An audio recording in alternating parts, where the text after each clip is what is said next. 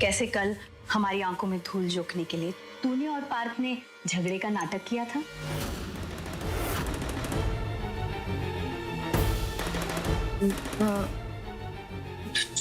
झगड़ा दिखाओ, मतलब माँ वो। बस रहने दे बहू। अपने इस झूठ को छुपाने के लिए एक बड़े झूठ की चादर मत ढूंढ, क्योंकि हम सबको पता लग गया है कि पार्थ डैनी की ओर झुके जा रहा है, और इसमें तू भी उसका पूरा पूरा साथ दे रही है।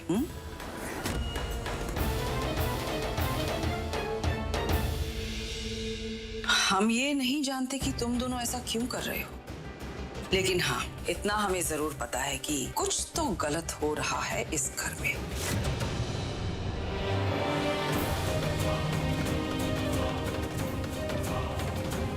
अभी तक ये तुम्हारा आपसी मामला सोचकर हम लोगों ने कुछ नहीं बोला, लेकिन नहीं, अब ये मामला तुम्हारे दादाजी के सामने लाने का वक्त आ गया है।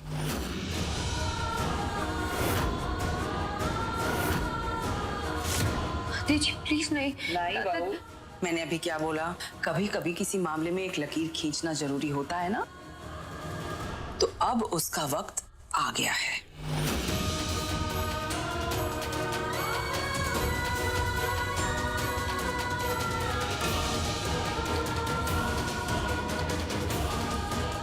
दादी जी सुन तो लीजिए।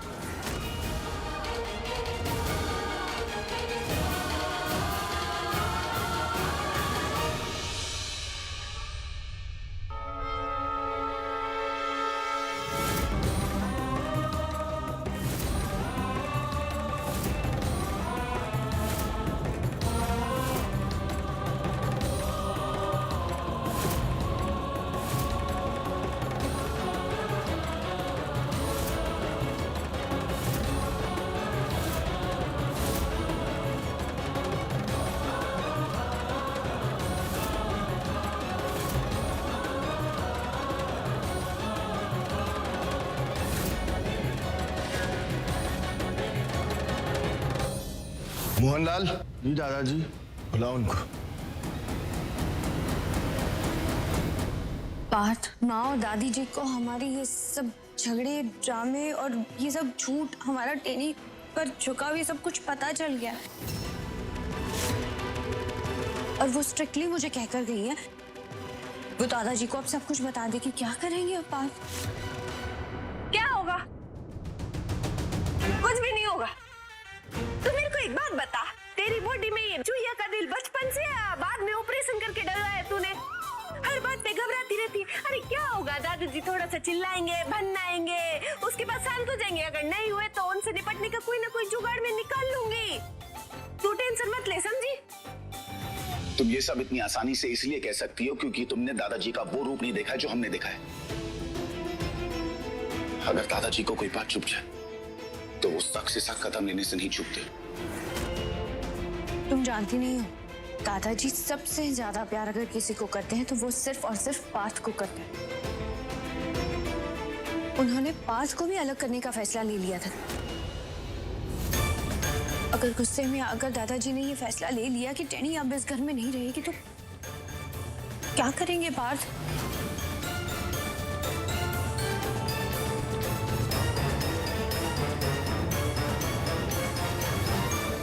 आपको दादाजी ने बुलाया है, चलिए। मेरे को नहीं बुलाया।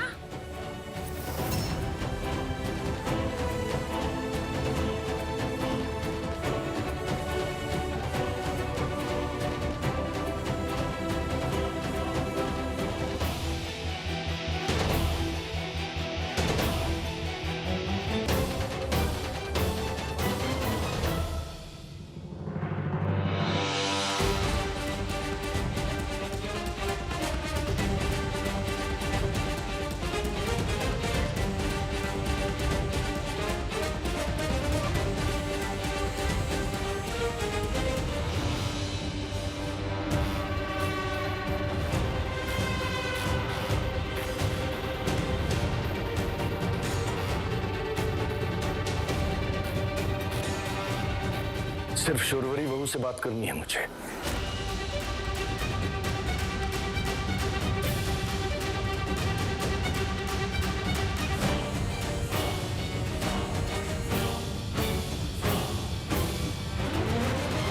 जी दादाजी।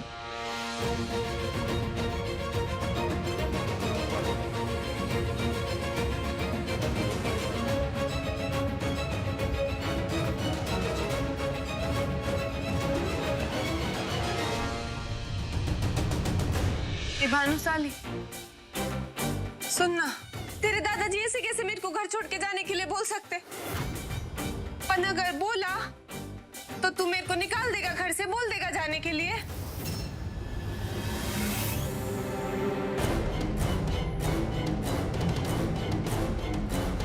मैंने तुम्हें टैनी के बारे में बात करने के लिए बुलाया है यहाँ।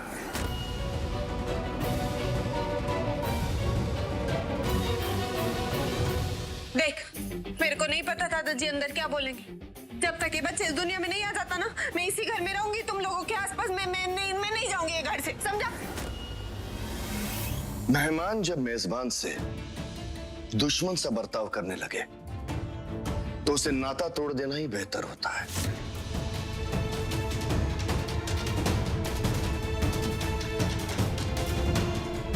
मैं समझी नहीं, टेनी इस घर की दुश्मन? ऐसा क्या किया है उसने? तुम्हारी दादी इंदु और पोनी को लगता है कि टैनी के आने से तुम में और पार्थ में झगड़े शुरू हो गए। मैंने टैनी को इस घर में रहने की इजाजत ये सोच कर दी थी कि तुम्हारे बराबर की बहन है, तुम्हारे साथ रहेगी तो इस वक्त में तुम्हारा सहारा बनेगी। लेकिन अब तो ऐसा लगता है कि उसे तुम्हारी मां बनने की कोई परवाह ही नहीं है।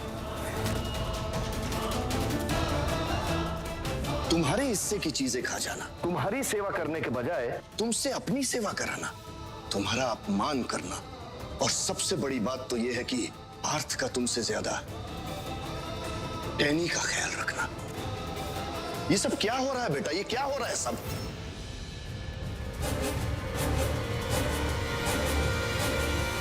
घर के मामलों में बोलना मुझे अच्छा नहीं लगता और ना ही मुझे ये शोभा देता है, लेकिन इस घर की कुछ मर्यादाएं हैं, कुछ नियम हैं जिन्हें तोड़ने की इजाजत मैं किसी को नहीं दे सकता।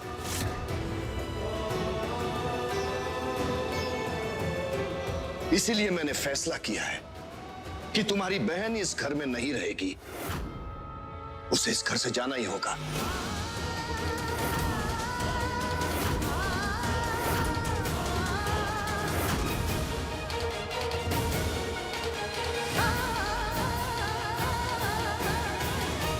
कैसे तेरे दादाजी बोल सकते हैं मेरे को घर से निकालने के लिए?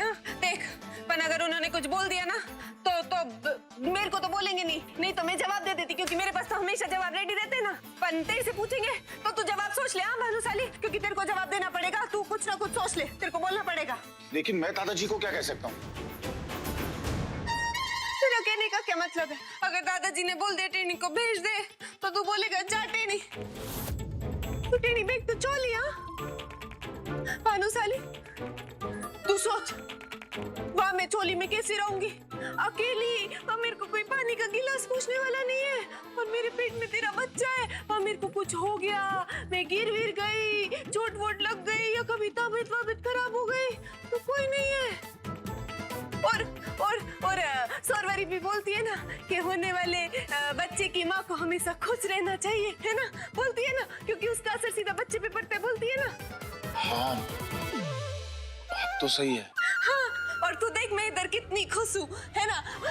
मेरा कहने का मतलब है कि मैं खुशी से रह रही हूँ यहाँ पे, और जो तेरा बच्चा है वो भी मेरे अंदर खुश है। और अगर तेरा बच्चा खुश रहेगा तो देखना, पैदा होते टाइम रोएगा नहीं, इसे हंसते हुए पैदा होगा, बोलेगा कि कितनी मस्त जगह पैदा हुआ हो, है ना? और मेरा क्या है, मैं तो ये सब ऐसे भी तुम्हारे और तुम्हारे बच्चे के लिए बोल रही हूँ, है ना? ये तो टेनी का क्या है? टेनी तो रमती जोगन है, कहीं पे भी रह लेती है, बस ऊपर आसमान और नीचे धरती मिलनी चाहिए। टेनी तो खुद ही किधर नहीं ठहरती है, पर सिर्फ तुम्हारे लिए इतना सोच रही हूँ मैं।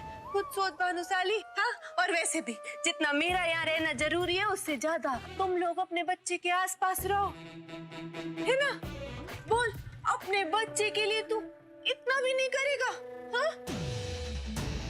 तो फिर गर्दन क्या हिला रहे भानुशाली? अगर समझ रहे तो गर्दन की जगह अपना दिमाग चला। हाँ? कुछ सोच और दादाजी को संभाल।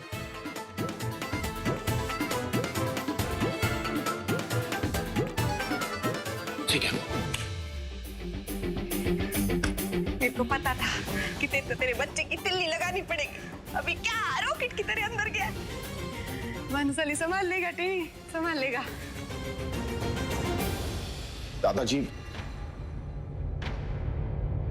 मैंने कहा था ना तुमसे कि मुझे सिर्फ और सिर्फ शोरवरी से बात करनी है।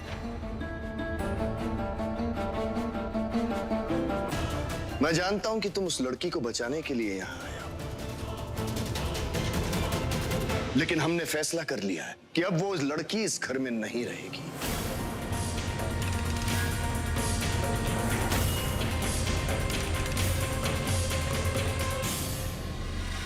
दादाजी, मैं टेनी को अकेले नहीं छोड़ सकता।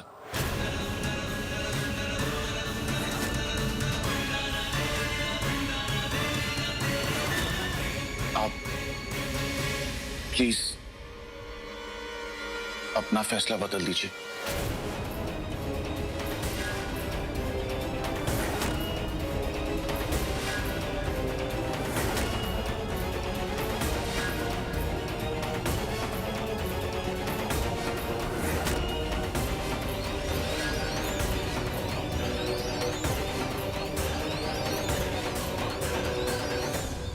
कुछ साल पहले तुम इसी तरह शोरवरी के लिए मेरे सामने खड़े हुए थे, क्योंकि वो तुम्हारा प्यार थी। लेकिन ये लड़की क्या लगती है तुम्हारी?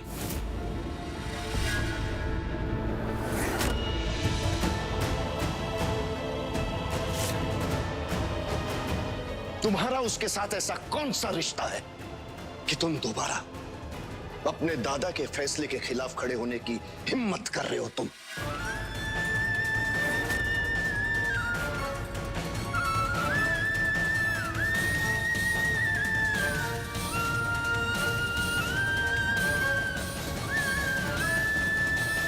बोलो।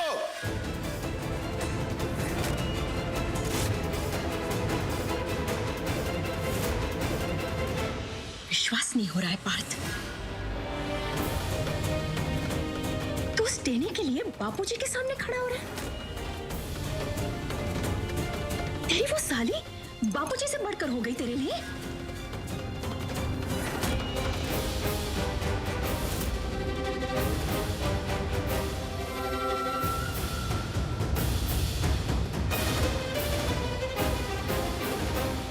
वही तो इंदु, मुझे तो पहले से ही शक था कि इस पार्थ का अपनी साली के साथ कुछ खास रिश्ता है।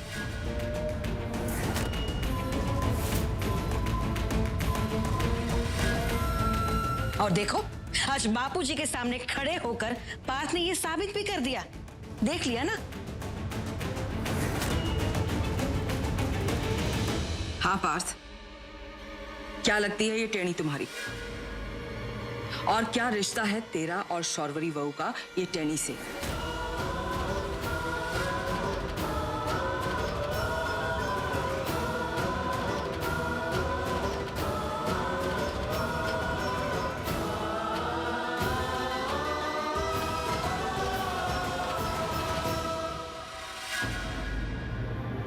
मैं आपको बताती हूँ दादाजी, दादी जी, ये टेनी क्यों खास है हमारे लिए।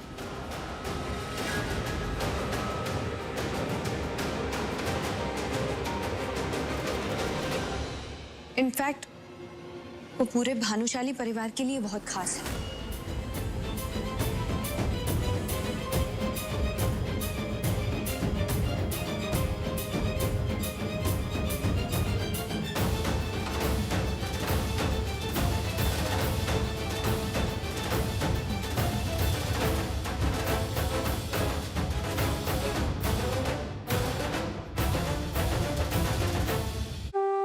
देख ली, अभी तक 12 नारंगियां खा चुकी है और ये दोनों मिलकर भी दादाजी को नहीं समझा पाए। खुश तो बहुत होगी तू।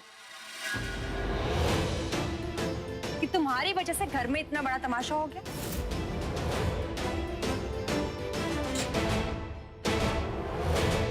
वैसे अच्छा ही है, इस ड्रामा क्वीन का ड्रामा खत्म होने जा रहा है। तुम्हें पता तो चल गया होगा कि अंदर दादाजी तुम्हें घर से बाहर फेंकने का डिसीजन ले चुके हैं। तो मैं सिर्फ ये बताने आई थी कि अगर तुम्हें तुम्हारा लगेज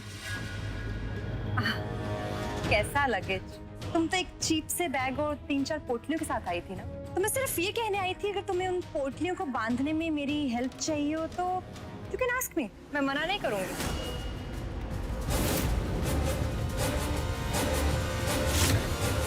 क्या हुआ, तुम्हारी 7.5 फुट लंबी जुबान आज तुम्हारे मुंह के अंदर आराम कर रही है? शौक में हो या मुंह पे लॉक ताला लग गया? वैसे आई कैन अंडरस्टैंड, इतने बड़े भानुशाली हाउस में रहने के बाद फुटपाथ पे वापस धक्के खाना, शौक लगना तो नेचुरल है, पर क्या कर सकते हैं ना। तुमने पंगा भी तो सेजल से लिया था, तो ये तो होना ही था।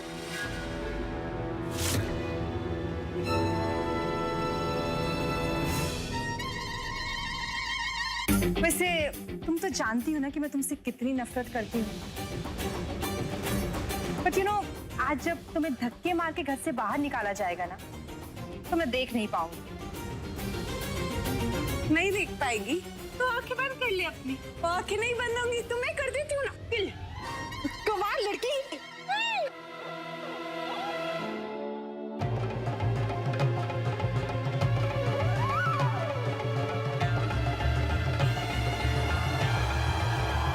मोहनलाल, सॉरी दीदी।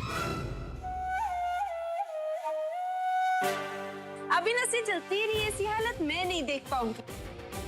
जल्दी से जा अंदर और नहा ले, इससे पहले कि म्युनिसिपैलिटी वाले आके तुझे कचरा समझ के अपने साथ ले जाए। जा अंदर जा।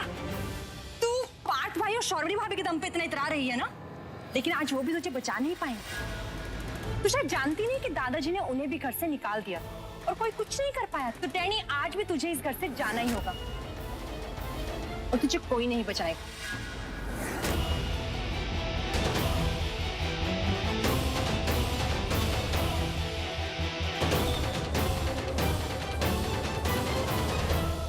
उसने जो कुछ भी मेरे लिए किया है वो मैं आपको बता तो नहीं सकती, लेकिन सिर्फ इतना कहूंगी कि भानुशाली परिवार जो अपने आने वाले परपोते का इतना बेसब्री से इंतजार कर रहे हैं, वो सिर्फ और सिर्फ टेनी की वजह से आने वाला है इस दुनिया में।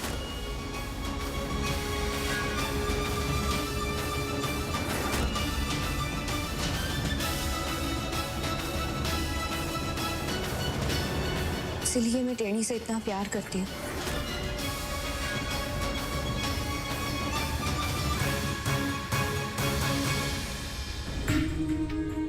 मैंने ही पार्थ को कसम दी थी और कहा था कि वो टेनी का बहुत ख्याल रखे, मुझसे भी कहीं ज्यादा ख्याल उसका रखे।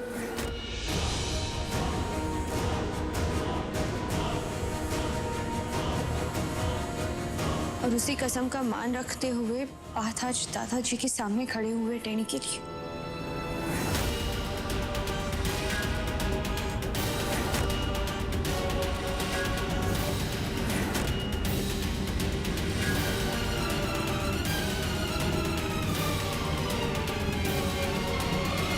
दादी जी, इसीलिए जब टेढ़ी मेरे हिस्से के आम खाती है, हलवा खाती है, जो कुछ भी खाती है, मुझे बुरा बिल्कुल नहीं लगता। इनफैक्ट मुझे बहुत अच्छा लगता है। मुझे लगता है कि मैं उसके लिए कुछ तो कर पा रही हूँ।